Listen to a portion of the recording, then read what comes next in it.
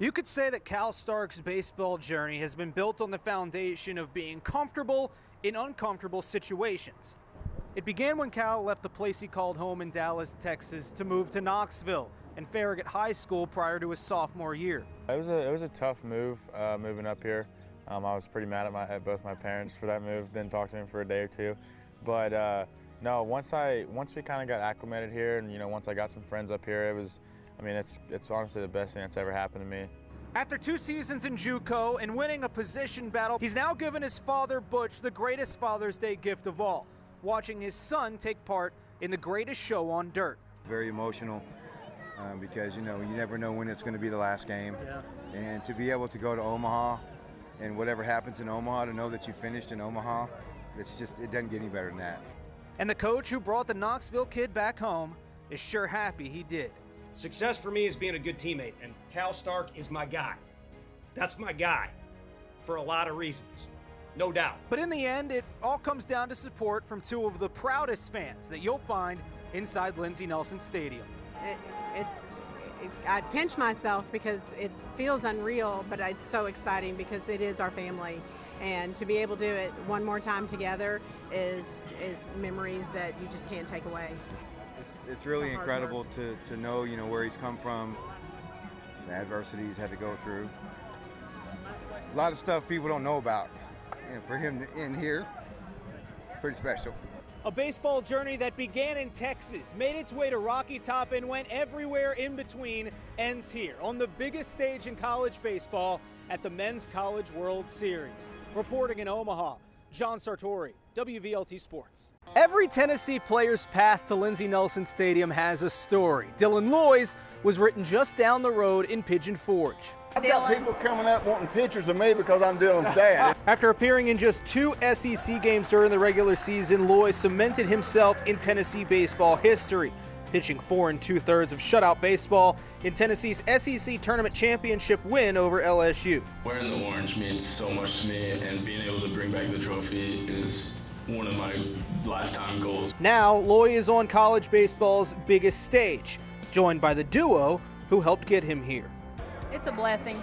I mean, it's a lifetime dream of his to be here, and a long road, a lot of hard work. They say it takes an army. It does.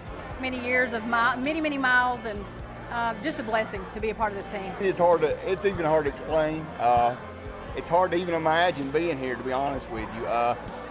It's been a dream of ours. It's been a dream of his. Whenever you're a little kid, you dream of coming up to this place, to being able to just compete, not even just be in the stands. But one of the things that you check off as a little kid is trying to come up here. So it means a lot just being able to come up here with a great team like this and a great staff. While he may not look it anymore at 6 feet, 194 pounds, to his parents, he's still just a kid from Pigeon Forge. When he was 4, he always dreamt of being in those stands, and just some of those players walk by the fence and just to touch their finger, it's so special. And to see him, it's on the field and realize that dream, and then now he's the kid that turns around and touches the finger of the other kids. It's very special. From the Little League fields of East Tennessee to college baseball's biggest stage, Dylan Loy is putting Pigeon Forge on the map. Reporting in Omaha, John Sartori, WVLT Sports. 300 teams play Division I college baseball, but each year only 2 start 2-0 at the College World Series. And for the first time ever, Tennessee is one of them after a 6-1 win over North Carolina. After a slugfest against Florida State, Tennessee needed its pitching to step up, and it did in a big way. Led by Drew Beam, 5 innings, 7 strikeouts, both postseason highs for the Vols' hard-throwing right-hander. Cal called a great game behind the plate. We just had pretty much everything going. I was just trusting with what he had game planned and we had game planned with, and we were going with it. They put some good swings on some balls, especially that ball to center field. Inslee made a really good catch. The defense played well behind me. So that helped me out in some situations. Glad we were able to get it done for a lot of reasons. Last time we were in that dugout, Drew pitched really well for us, but he pitched even better tonight. We just kind of followed his lead, and he helped put us out front, which is what you want your starter to do. At the plate, the story continues to be Kavaris Tears, tying a career high with 4 RBI. His 3-run homer was all the run support the Vols needed against the Tar Heels. A lot of hard work, a lot of all the grinding that we put up with Coach Elander, VP and everything. It was just glad we were all able to come out and execute the plan. It was madness, and it'll probably continue to be that. So I think you just want to be a little better than the other team on that given day, and that can come in a variety of ways, as you all pointed out earlier. But if I was going to answer just on the team's success for the whole year, I got to go broken record and just say the team chemistry and camaraderie that's there.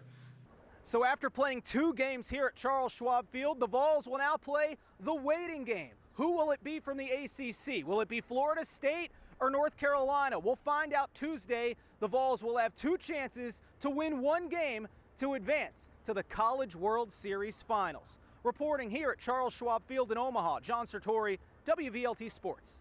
Just beyond the outfield wall here at Charles Schwab Field was the catch heard around the country a night ago. Hunter Ensley was even trending on Twitter thanks to that incredible grab as he hit the center field wall. I was very hyped because it saved me from a hit and probably would have been a triple maybe on Southern Parker, but he hit that wall hard, so I was just making sure he was okay.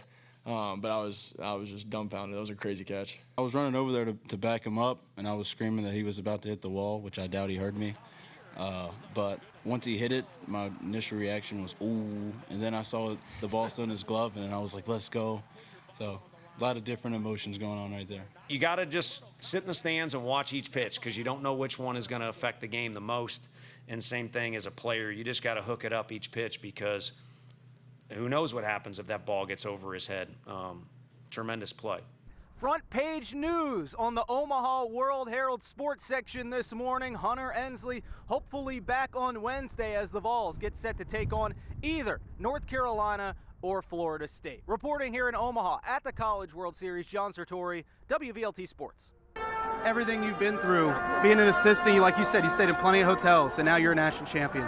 Just can you reflect on that? Nah, it's too hard to. But it was great seeing my dad because it reflected on how hard it is to play this game and to stick through it, and I'm glad I did because if I wouldn't have done it as a player, which there were many days I thought about quitting, then I never would have got the opportunity as a coach. And I don't know, when you get to this level, the ball can bounce anybody's way, and we're fortunate that it went our way today, and definitely fortunate that Coach E and Frank are holding down that dugout the way they do. Getting to do it with this group, how much more special is that? Again, it hasn't set in, but first team to 60, I think. Yeah. My favorite thing is it's the closest team I've ever been around, with all due respect to everybody else, and that's what I want. That to me is a championship, and we're fortunate enough to have icing on the cake and also have a trophy with it. And then finally, to do it for all these guys in orange, for everyone back in Knoxville. How cool is that? It's unbelievable. It's gratitude is what it is. Give and take, it's gratitude.